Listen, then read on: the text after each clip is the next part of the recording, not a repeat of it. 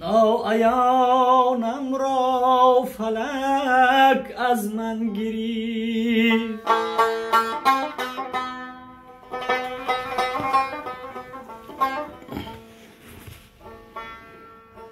مادری شیرین زبانم را فلک از من گرفت.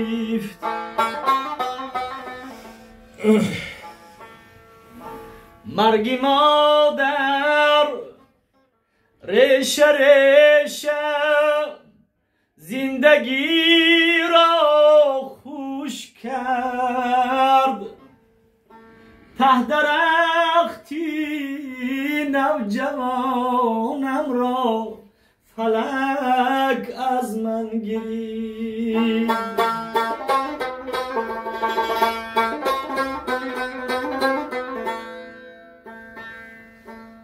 چه جانی خوش زبانم را فلک از من گرفت.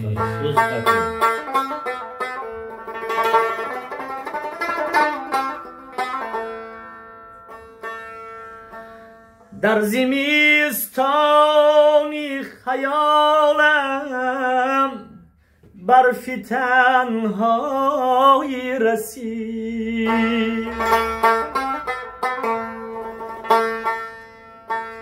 یک بهاری به خزانم را فلک از من گرفت.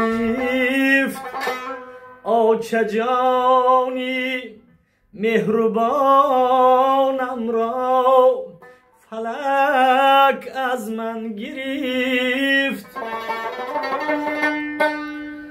چه جانی خوش زبانم را فلک از من گرفت.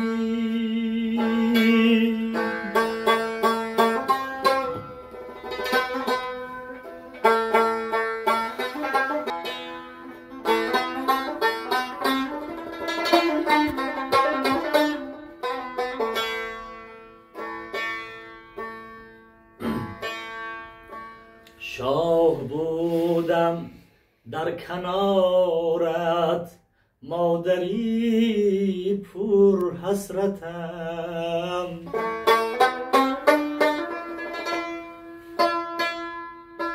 پاره از جسم و جانم را فلک از من گرفت.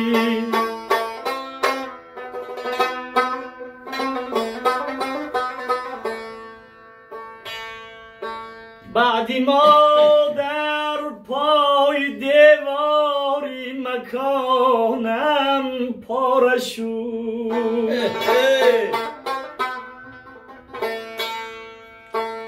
پاره از جسم و جانم را فلک از من گرفت.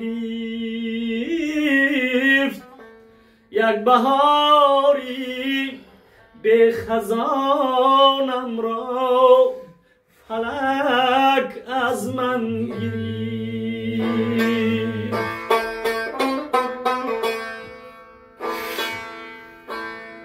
چه جانی مهربانم را